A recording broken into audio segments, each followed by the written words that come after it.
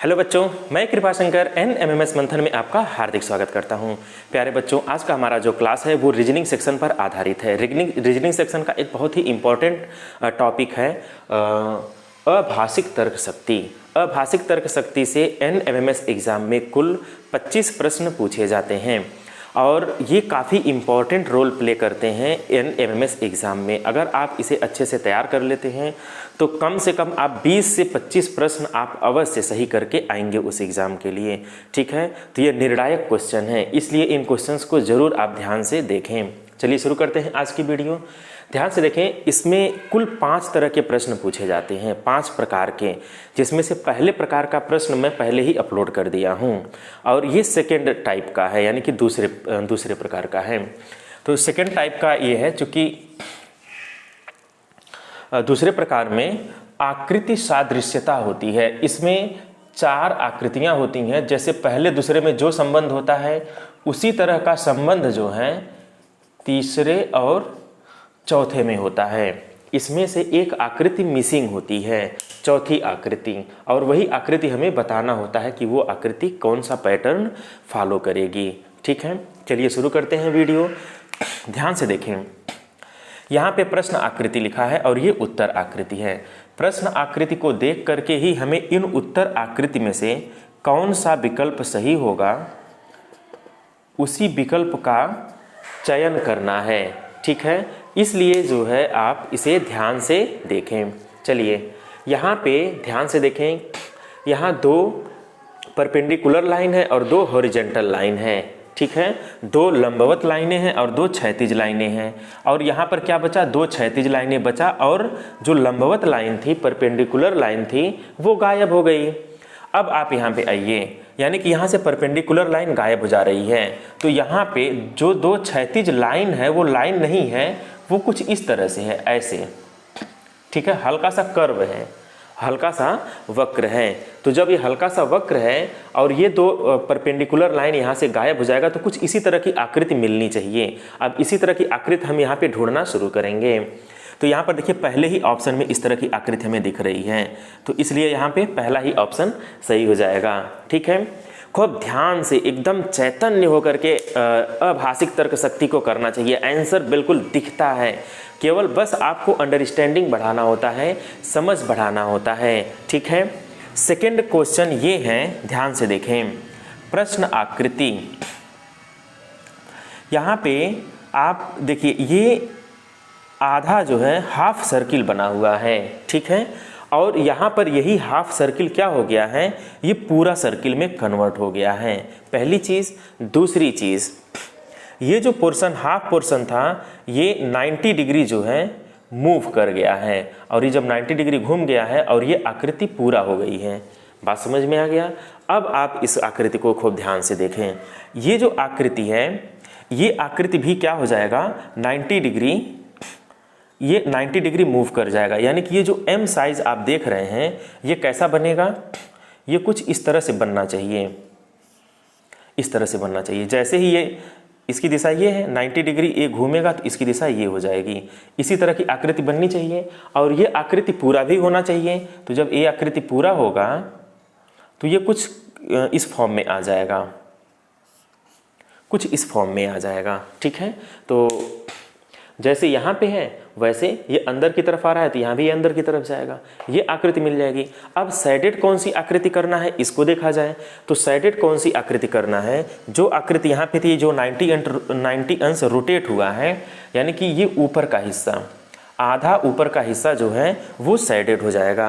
अब ये किस आकृति में होगा, आधा ऊपर का हिस्सा सैडेड हो जाएगा। इस तरह की आकृति हमें यहाँ पे ढूंढना होता है उत्तर आकृति में। पहले हम प्रश्न आकृति को खूब ध्यान से देखेंगे और उसी के सिमिलर एक आकृति बनाने की कोशिश करेंगे। अगर आप इसमें सफल हो जाते हैं तो जो आकृति बनती है उसी तरह की आकृति को आप यहाँ ढूंढते हैं। पहले आंसर आप अपने पास से दीजिए और वही चीज़ आप उत्तर आकृति में ढूंढने की कोशिश करिए। तो ये मैं 90 डिग्री रोटेट करा दिया, ठीक, और आकृति को पूरा कर दिया, 2 काम हो गया। और आधा जो है अपर पार्ट जो है वो साइडेड हो गया। तो इसमें कौन सी आकृति है? देखिए यहाँ पे पहली चीज़ तो ये एम आकार का नहीं है, ये ऐसे आ गया, तो ये आकृति तो पहले ही गलत हो जाएगी। बाकी ए भी यहाँ पे एम आकार दिख रहा है, यहाँ पे एम आकार दिख रहा है, यहाँ पे एम आकार दिख रहा है, और नीचे जो है ये डब्लू की तरह से दिखना चाहिए। तो इन तीनों आकृतियों में ऐसा ही है। ठीक, अब अपर हाफ जो है साइडेड होना चाहिए, तो अपर हाफ जो है ये सेकेंड में और थर्ड में साइडेड है, लेकिन थर्ड में क्या है, अपर हाफ नहीं साइडेड है। आप यहाँ देखिए इस तरह की आकृति बन गई है, तो ये ऑप्शन नहीं होगा। यहाँ पे देखिए आधा अपर हाफ जो है वो साइडेड है, इसलिए यहाँ पे कौन सा ऑप्शन सही होने के चांस हैं? सेकंड ऑप्शन के सही होने के पूरे चांस हैं। देखिए कितना आसान है, ऐसे ही हमें काम करना है। ठीक है, और इस तरह के जो भी प्रॉब्लम आते हैं एग्ज़ाम में आप ज़रूर 100% बना के आएंगे। बस केवल आपकी सोच को बदल दिया जाए, और जब आपकी सोच बदल जाती है तो एग्ज़ाम हॉल में क्वेश्चन करने का तरीका बदल जाता है। चलिए नेक्स्ट तीसरे क्वेश्चन की अगर हम बात करें, आप ध्यान से देखें, ये क्वेश्चन आकृति है। यहाँ पे ये जो तीर ऐसे है, ये देखिए हॉरिजेंटल है और ये परपेंडिकुलर है, और इसके व्यवहार को हम यहाँ देखेंगे दूसरे आकृति में। इसके जब हम व्यवहार को देखेंगे तो जो पहली तीर है ऐसे, आप ध्यान से देखिए, ये 90 डिग्री क्लॉकवाइज डायरेक्शन में घड़ी की दिशा में घूम गई है, और ये जो दूसरी है वो इसके नीचे आ गई है।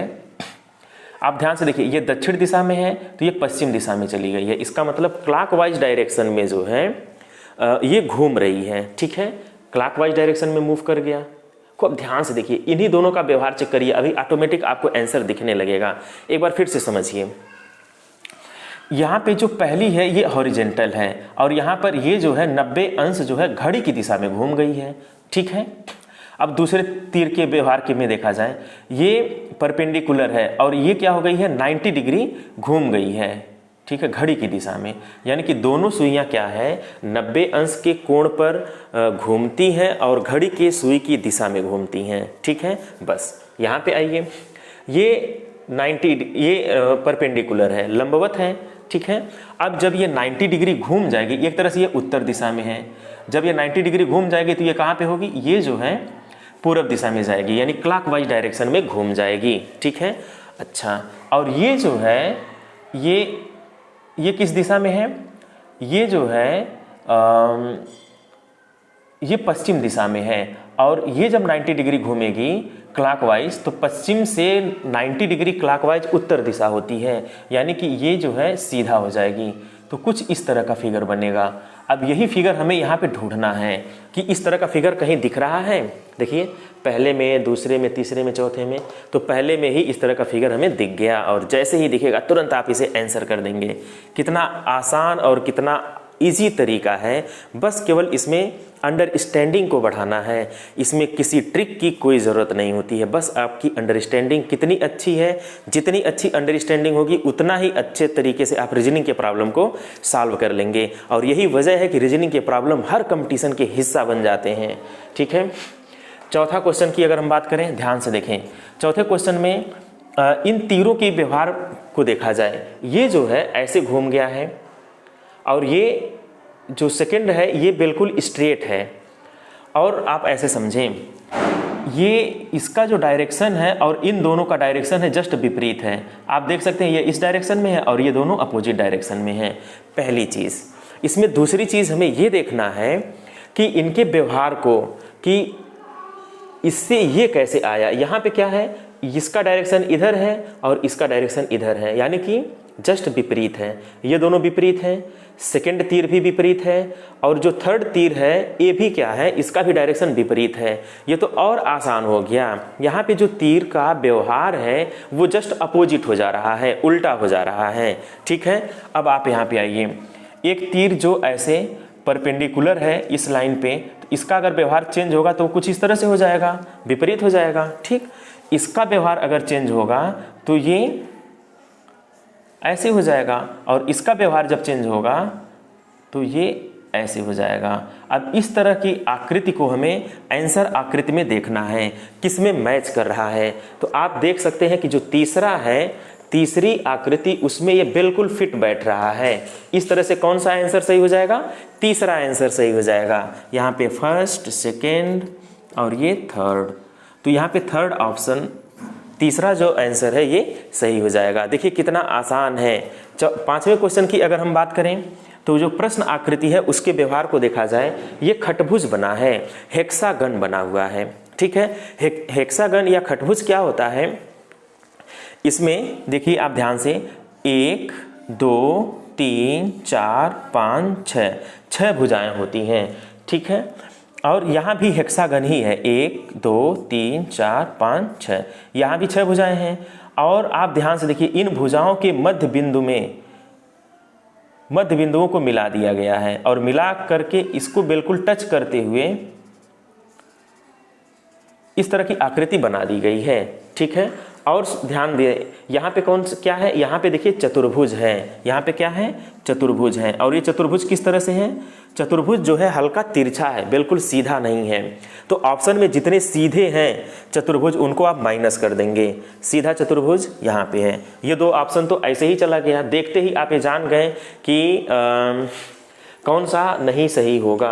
अब हम बात करते हैं दूसरे और तीसरे ऑप्शन की। अगर हम दूसरे की बात करें तो ध्यान से देखें, ये जो है बिल्कुल टच कर रहा है और यहाँ पर तो टच कर ही नहीं रहा है, ये तो टच कर रहा है, 3 नहीं टच कर रहा है, इसका मतलब ये ऑप्शन भी नहीं होगा। बचा कौन, अब बचा तीसरा और ये सही हो जाएगा। आप देखिए इसी तरह का है, ये लगभग इससे मैच कर रहा है।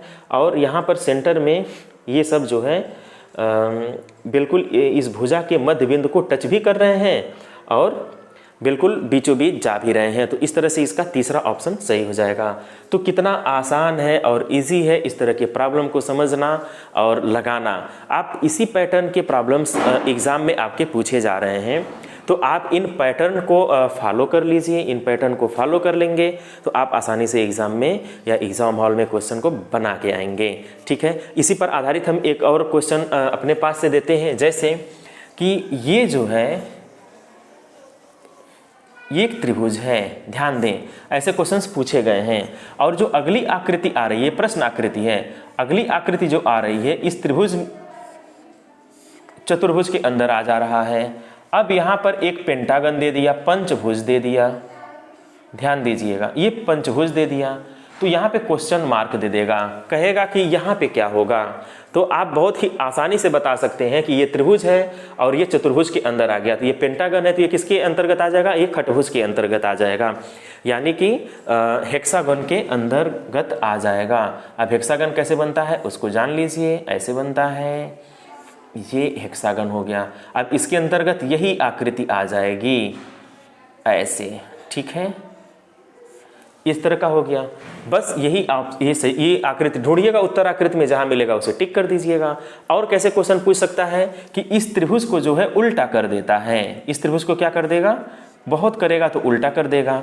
तो यहाँ पे जब आप पंचभुज बनाइएगा तो इस पंचभुज को क्या कर दीजिएगा, उल्टा कर दीजिएगा। ऐसे क्वेश्चंस पूछ लेते हैं तो आप बहुत ही आसानी से देखते ही गेस कर पाएंगे कि जिस तरह का व्यवहार यहाँ से यहाँ पर चेंज हुआ है उसी तरह का व्यवहार यहाँ से यहाँ चेंज होगा।